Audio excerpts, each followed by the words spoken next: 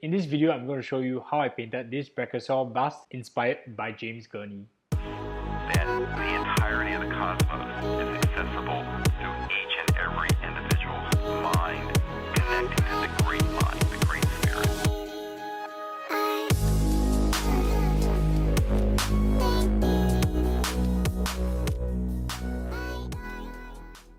Welcome back to the Studio Collectors. I know it's been a while since our last upload, but while we are slowly but surely crawling to the 10k mark, I'd like to share with you guys a little something different from our usual content that we are always producing on our channel.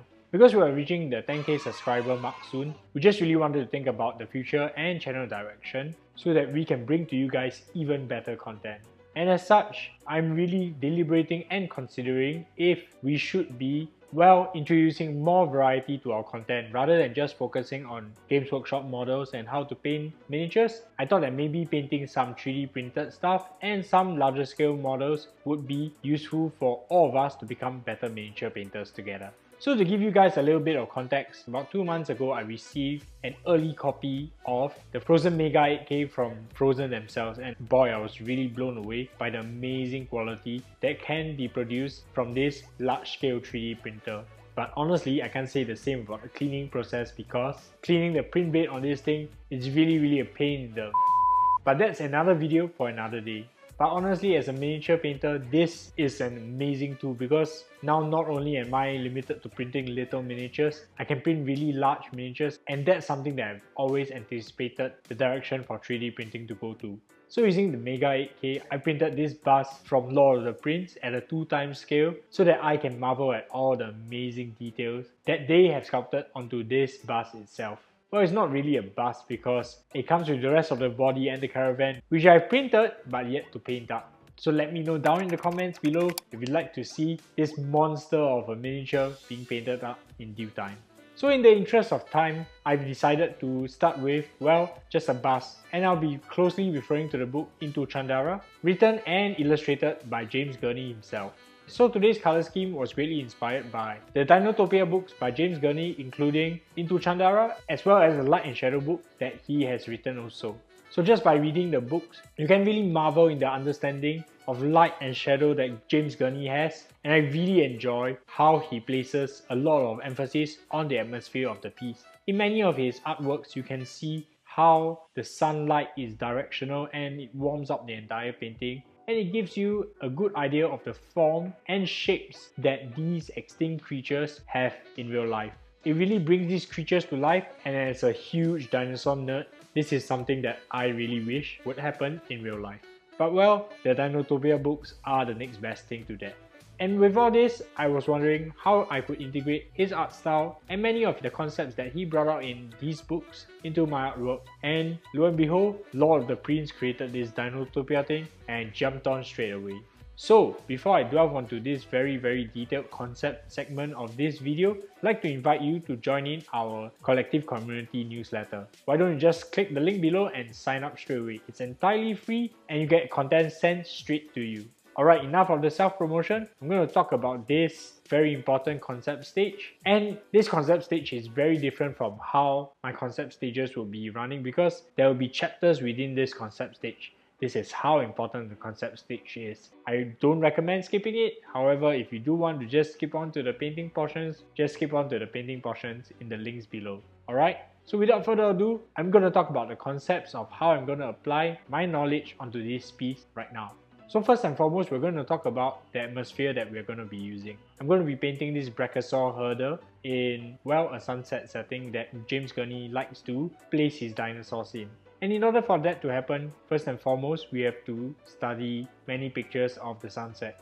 If you can look at these pictures right here, well, you can see that during the sunset, every single thing is just a hue away from red and yellow. And that really brings out the warmth of a sunset. So in order for us to replicate this effect, onto the miniature, we are going to be using an airbrush, and the first colors that I'm going to be using are going to be really saturated warm colors as well as some very bright yellows in order to place in the value sketches using the airbrush. And remember, because this is a sunset scene, the lighting is going to be very directional. I'm going to be painting it with the sun really low, so the sun is almost coming from the right hand side, almost 90 degrees at the horizon, to this Brachiosaur herder. This stage is particularly important because acrylics are generally quite translucent and you want every single layer to pick up this sunset effect. So rather than the sun shining all these orange and yellow rays onto the miniature, what we're going to do is to warm up the miniature first so that every single layer thereafter has this sunset effect. So now that the underpainting is done, we're going onto our value sketching. So a common thing that I like to do when I'm painting miniatures is that I really like to exaggerate the values a lot. However, because this is a sunset atmosphere, you don't want to be pushing the values too high because this will result in colors losing its saturation. When the colors lose its saturation, you tend to lose out on the atmospheric look. Therefore, this is something to keep in mind while painting atmospherically, is to not push the values to an extreme so that you lose any of your saturation. Because the value sketches were first done on an airbrush, all you need to do after the airbrushing stage is to plot in very carefully which of the planes are influenced by the light and which of the planes are not exposed to the sunlight. Therefore, the exact shape of how the light interacts with these complex shapes are really important, and that's how I'm going to be painting this miniature. Lastly, because there is a serious lack of time, I'm going to be doing this entire piece in a sketch style. This sketch style is very heavily inspired by very awesome miniature painter Mark Masklans, and as you can see here in many of his pictures, while his sketch style looks very quick and complex, it really succinctly brings out the values and volumes that he is trying to communicate to the viewer while not requiring to blend anything. And that is something that I'm trying to learn and replicate from. I think what's very important in his painting style is that he paints very boldly without the fear of making mistakes, and that's something that I'm trying to do and practice while I'm painting this bust itself. And the last part of the concept is material separation. Material separation is going to be really challenging because every single material is but a hue difference of red, orange or yellow. As such, you gotta really think about how you're gonna separate the materials such that this entire bust doesn't look like one entire clump of object. So what I'm gonna be doing is to integrate a little bit of color temperature separation, and this will allow me to make the materials stand apart just a little bit more so that this looks even more awesome. So something really important is that because everything is a hue of yellow, red and oranges, you gotta make sure that the colors relative to each other will work. The resultant color might not be what you envision it to be because it will be tinted yellow. However, once placed next to each other, this entire composition will look really awesome. So that is the end of the concept stage. I know that this has been a really long description of how I intend to tackle this piece. However, I hope that you have paid attention to this because all the concepts are going to be applicable while we are painting the Brachiosaur herder in just a little bit. So now that I've spoken enough about the concept, we're going into the underpainting stage. In this stage, we're going to be using an airbrush. Don't worry if you don't have an airbrush because we can always do this using the overbrushing technique. What's really important is the colors need to be very saturated and all of them need to be very warm. For this stage, I'll be using these colors right here. Alternatively, if you don't have any of these colors, you can choose something that's similar and these Games Workshop colors will work just fine. Alright, so with all these colors ready, let's get painting the underpainting on the Brachiosaur herder right now. Alright, so right here I'm going to be using fluorescent orange mixed in with a little bit of red ink and raw umber ink. So this is to actually get the shadows in this reddish tint that is very iconic of a sunset. Okay? So what you want to achieve here is you want to make sure that all the black shadows have this red tint and the model should have already been zenithal highlighted. So I've done the zenithal highlighting using a spray can and some black primer.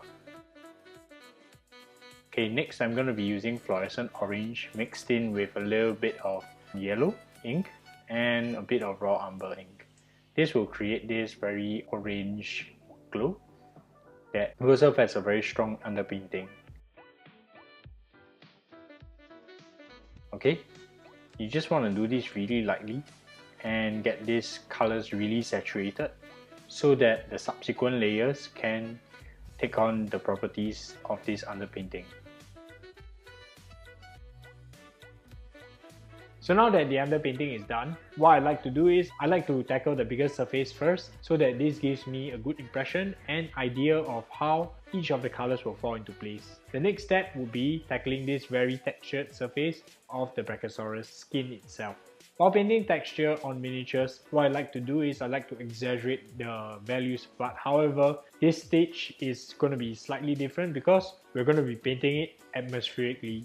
Just always remember that we are painting it atmospherically and not push the value too far. If you need a better explanation and you have skipped the concept stage, remember, just head on up to the previous chapters and listen to the concept stage. I really recommend listening to them, and without further ado, these are the colors that I'll be using to paint up the Brachiosaurus skin.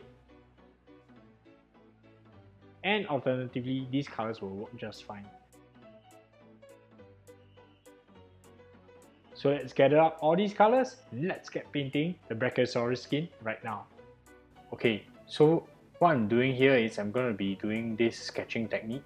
This sketching technique requires you to have a really sharp brush, and what you want to do is use dark blue-gray plus a little bit of sand yellow and frog green, and this will be an initial start. The paint that I'm using is currently from AK Gen 3. It tends to be a little bit opaque, so I've thinned it down a little bit more so that this can take up a little bit of the underpainting properties. Okay, I'm painting it as a volume so that you can get the colors right. Next, I'm going to be targeting the orange areas. So these orange areas are the areas that we just previously airbrushed in the shadows. So for this color, I'm going to be using German Field Grey mixed in with a little bit of deep orange and a little bit of burnt umber and saddle brown. And with the combination of these colors, I know it can be quite a handful. I'm just going to be blocking in the shadow colors. I know that this can look a little bit weird, but you just need to trust in the process and break the painting down into two distinct areas. As for the bony portions, I am going to be using medium sand and deep orange.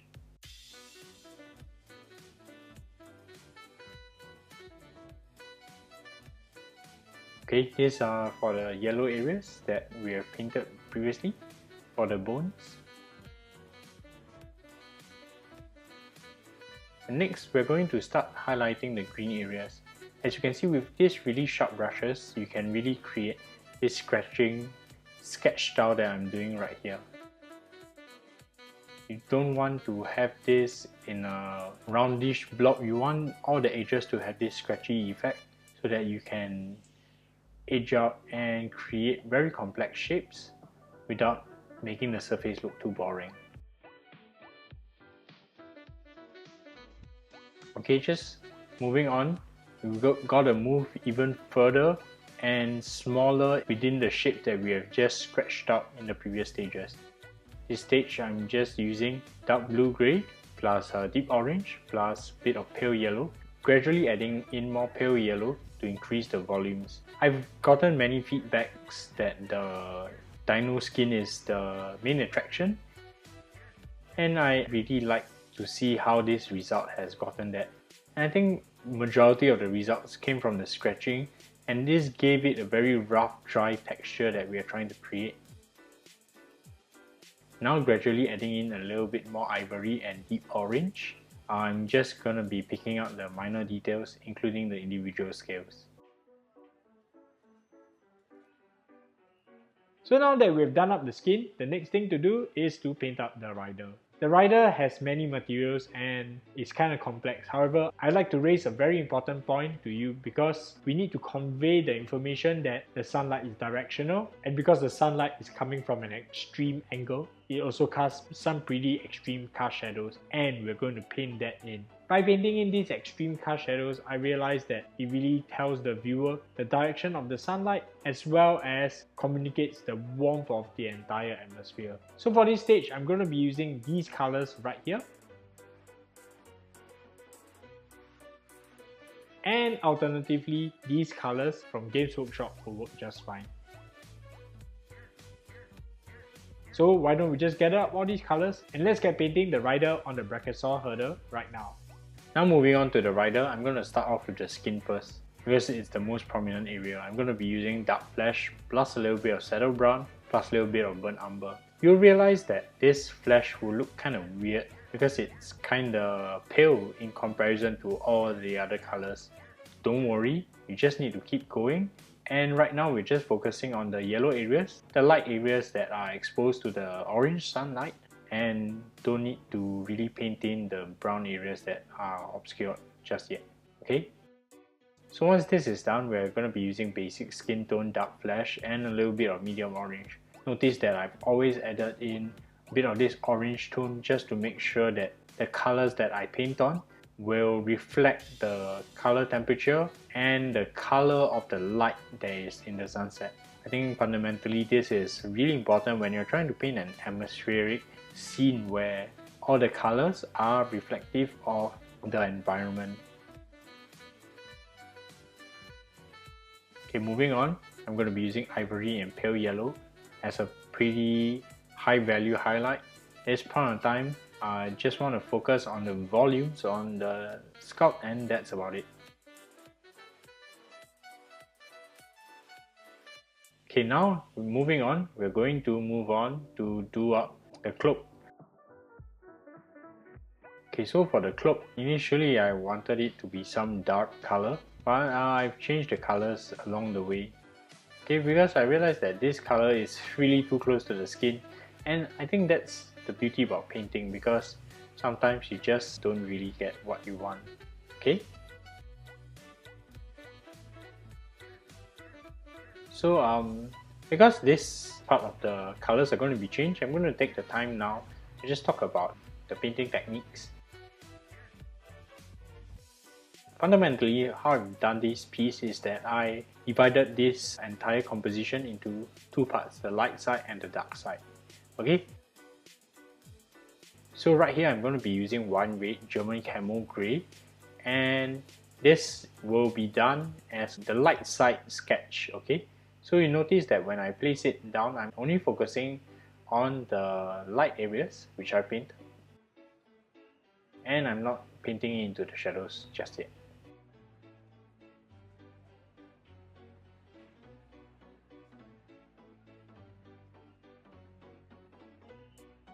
So now that this is done, I'm going to go up the value chain.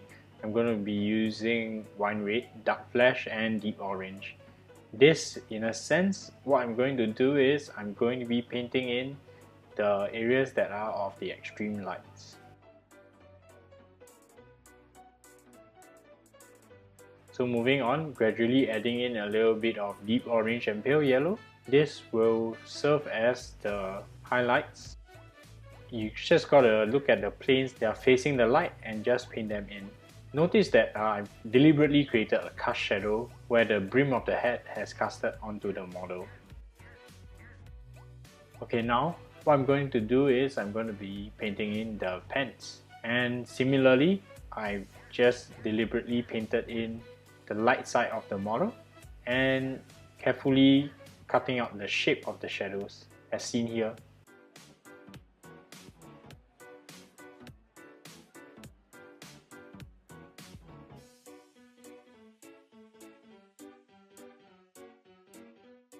Also, I've decided to change the pants to a blue because I think this green color is a bit too close to the Brachiosaurus skin. So I've decided to make it a little bit more blue to reflect the different materials. I initially added in a little bit too much yellow and the patterns appeared a little bit too green. So I'm just going to make some modification here with these colors. Going to be using a lot of blue grays, deep orange, and now adding in a little bit of pale yellow to create the highlights. At this point in time, I'd like to take your attention to the cast shadow I'm painting of the arm near the groin area of this model. Now that the rider and Brachiosaur is finished, we're going to head on to the rest of the accessories, the ropes, the little metallic surfaces and stuff like that. We're in the finishing stages, but don't forget about the direction of the sun. Every single little detail communicates the direction of the sun, and you don't want to mess this up. For this stage, I'll be using these colors right here. Alternatively, these colors will work just fine. So let's gather up all these colors and let's get painting the rest of the accessories on this bus right now. Now we're just painting in the wooden fastener on the Brachiosaurus mouth. No idea what this is called. Let me know down in the comments below if you do a lot of equestrian sports and what this is for. Okay, I'm just painting it as a wood material. Then for the ropes, I'm painting it almost the same color as the ropes, yeah. So I'm using burnt red from AK Gen 3 just to do some base coating on all the yellow areas. The yellow areas, I very affectionately raised it because these are the areas that are exposed to the sunlight. Gradually, I'm gonna be highlighting it. Gonna be using dead red with a little bit of burnt red mixed in with a little bit of sand yellow to create the warmth. And these will be only highlighted on the faces that are facing the sun. Yep.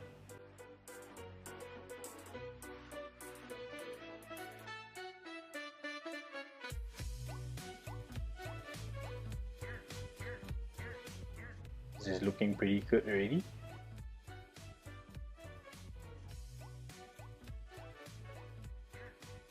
And now just for a little bit of detail, adding in a little bit of pale yellow, a little bit of light orange, just to pick out the individual rounds of the rope. This is to make the rope look a little bit more textured, and I'm going back to that scratchy technique to create this rough texture for the entire sculpt. Adding in a little bit more pale yellow, I'm going to be highlighting the extreme highlights here to reflect the warmth of the sun. Notice that I use the term the warmth of the sun, the atmosphere, a lot because this is something that you have to keep in mind when you are painting an atmospheric piece such as this. So now for the little details such as the ladders, I'm going to be using a dark brown with a little bit of Oxford. Yeah, just to base coat that. Then using burnt red, deep orange and a little bit of dark brown and Oxford just to create the material separation of the ladders.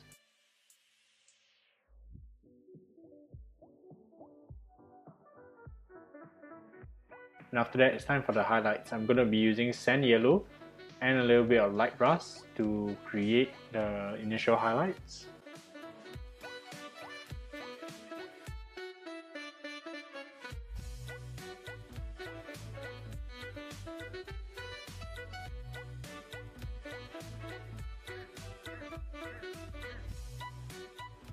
Yep, looking really good here. And just adding in a little bit more sand yellow, I'm creating a slightly smaller highlight on these ladder surfaces right here. The rest of the video is just mostly about picking up the individual materials. So I'm giving this one a slightly more redder tone. So this tarp that rests on top of the Brachiosaurus head, giving it a slightly more red tone to differentiate it from the very desaturated colors that I've used for the ladders. All of them just use the same technique of this stippling scratching technique. This creates the very rough texture. Gradually, I'm adding in a little bit more deep orange and a little bit more burnt red into the shadows to define this even further. Remember, the shadows reflect the atmosphere just as much as the light, so you have to have these saturated colors within just to also showcase why the shadows are also warm. Remember when I talked about this in the concept stage, I actually elaborated that every single color that I've used is a derivative of some orange or some yellows. so you just have to do it as such.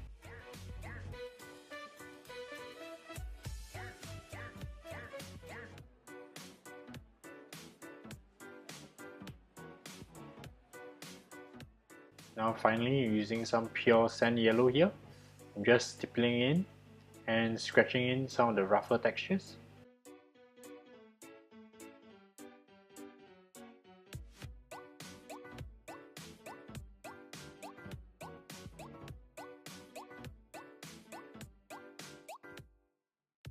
And picking out the little details on this rice sack texture on the Brachiosaurus head.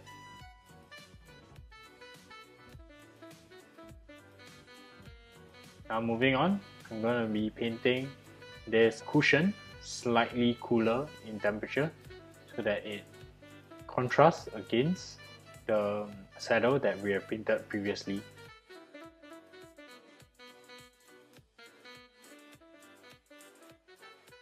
So with this cooler temperature, it's not necessarily a blue, but the thing is it's just more grey.